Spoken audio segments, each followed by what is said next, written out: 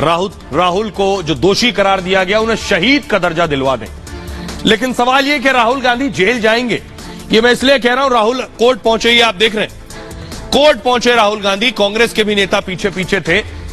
अगली तस्वीर दिखाइए, दोषी करार दिए गए, उसके बाद वापस आए सूरत से, ये आप देख रहे हैं, सूरत से दिल्ली वापस आए राहुल गांधी। तो सवाल यह है कि क्या राहुल गांधी जेल जाएंगे? क्या राहुल गांधी की संसद की सदस्यता भी चली जाएगी? क्या राहुल गांधी फिर कभी चुनाव भी नहीं लड़ पाएंगे? ये रिपोर्ट देखिएगा। क्या राहुल के चक्कर में फंस गई कांग्रेस?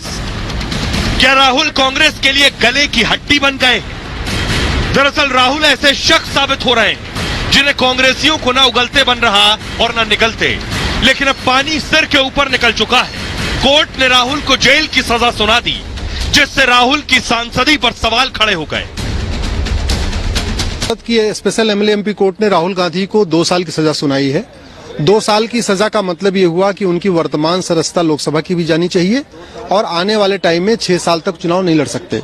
लेकिन अपील करने के बाद अगर ऊपरी अदालत उनके सेंटेंस को स्टे नहीं करता, उनकी सजा को नहीं रोक देता है, तब फिर से वही होगा कि उनकी सदस्यता जाएगी और आने वाले टाइम में चुनाव नहीं लड़ पाएंगे। दरअसल कोर्ट ने एक आपराधिक मामले में उन्हें जेल भेजने का फरमान सुनाया।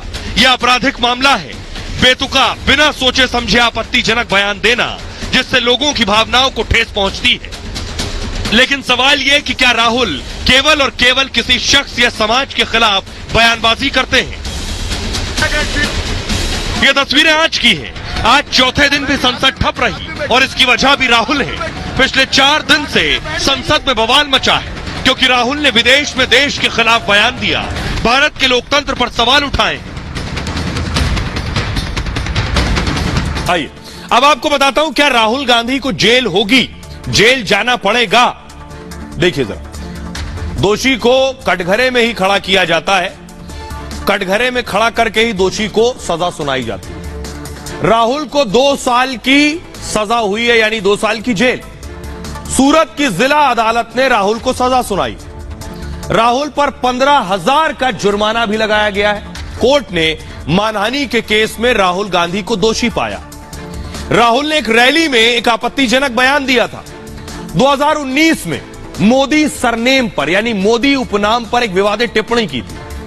राहुल की यह रैली कर्नाटक के कोलार में हो रही थी और कहा था सभी चोरों के उपनाम सरनेम मोदी क्यों होते हैं। उनके इसी बयान पर आज कोर्ट ने फैसला सुनाया। हालांकि कोर्ट ने उन्हें फिलहाल जेल नहीं भेजा है, उन्हें अपील के लिए 1 महीने का वक्त दिया है। अब राहुल को हाई कोर्ट में अपील करनी है। हाई कोर्ट से राहत मिली तो उनकी सजा निलंबित हो जाएगी जो लोअर कोर्ट से हुई है, और फिर हाई कोर्ट के फैसले पर सब निर्भर करेगा आगे का। लेकिन अगर अपील नहीं की तो राहुल को जेल भी जाना होगा, तब उनकी संसद की सदस्यता भी खतरे में पड़ जाएगी क्योंकि राहुल को आपराधिक केस में सजा हुई है। तो राहुल जेल जाएंगे या नहीं, लेकिन सांसद रह पाएंगे, चुनाव लड़ पाएंगे। आइए आपको बताते हैं कितनी संभावना है, आगे का रास्ता क्या है राहुल के सामने। देख रहे हैं संसद, अकेले खड़े राहुल को आपराधिक केस में सजा हुई। आईपीसी की धारा 499 में दोषी पाया गया। आईपीसी की धारा 500 में सजा का ऐलान हुआ, जिसमें अधिकतम 2 साल की सजा का जिक्र है। राहुल को भी कोर्ट ने 2 साल की सजा सुनाई है, यानी मैक्सिमम पनिशमेंट, अधिकतम सजा। 2 साल की सजा में संसद सदस्यता चली जाती है। अब सदस्यता तभी बचेगी जब कोर्ट से राहत मिलेगी। इसके लिए राहुल को ऊपरी अदालत जाना होगा, यानी राहुल को हाई कोर्ट में अपील करनी पड़ेगी। दरअसल यह प्रावधान 2013 में लागू हुआ था, जब सुप्रीम कोर्ट ने एक फैसला सुनाया था। इसमें सुप्रीम कोर्ट ने आपराधिक मामले को बहुत गंभीर माना था कि 2 साल की सजा पर किसी की सांसदी खत्म हो जानी चाहिए।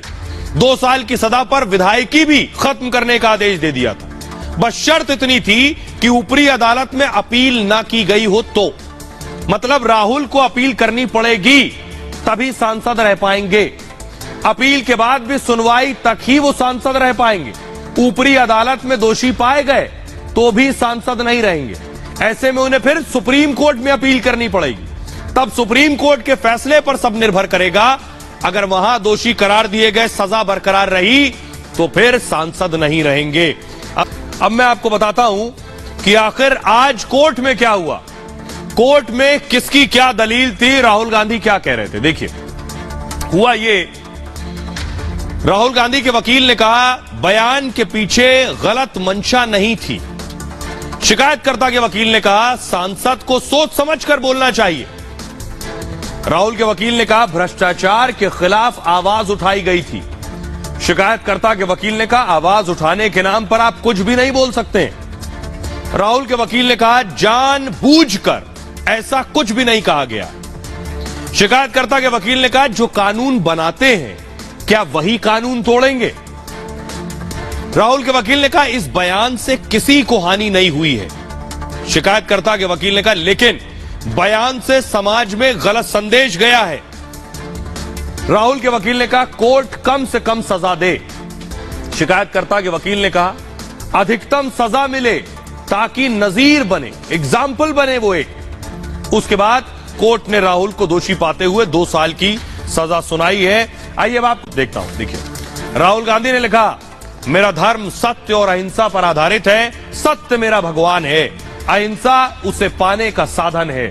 यह तब है जब राहुल गांधी दोषी करार दिए गए, 2 साल की सजा हुई है और वो भी देश की अदालत ने किया। प्रियंका वाड्रा ने कहा डरी हुई सत्ता की पूरी मशीनरी साम दाम दंड भेद लगाकर राहुल जी की आवाज दबाने की कोशिश कर रही है। मेरे भाई न कभी डरे हैं न कभी डरेंगे, सच बोलते हुए जिए हैं, सच बोलते रहेंगे, देश के लोगों की आवाज उठाते रहेंगे, सच्चाई की ताकत और करोड़ों देशवासियों का प्यार उनके साथ। सोचिए सजा कोर्ट ने दी है, उसके बाद इनके बयान बताते हैं ये क्या कहना चाह रहे हैं। गैर बीजेपी नेताओं और पार्टियों पर मुकदमे करके उन्हें खत्म करने की साजिश हो रही है। राहुल गांधी जी को इस तरह मानहानि केस में फंसाना ठीक नहीं है। हम अदालत का सम्मान करते हैं पर इस निर्णय का, पर क्या कहा वो मैंने आपको बताया, देश की मानहानि, जनता की मानहानि, सौहार्द की मानहानि है, संविधान की मानहानि, अर्थव्यवस्था की मानहानि है। बीजेपी पर न जाने कितने प्रकार के मानहानि के मुकदमे होने चाहिए। विपक्ष को मुकदमों में फंसाकर अपना राजनीतिक भविष्य साध रही है। बीजेपी विपक्ष की ताकत से डर गई है। अब बीजेपी ने लिखा क्या सत्य और अहिंसा में विश्वास करना लोगों को अपमानित करना है।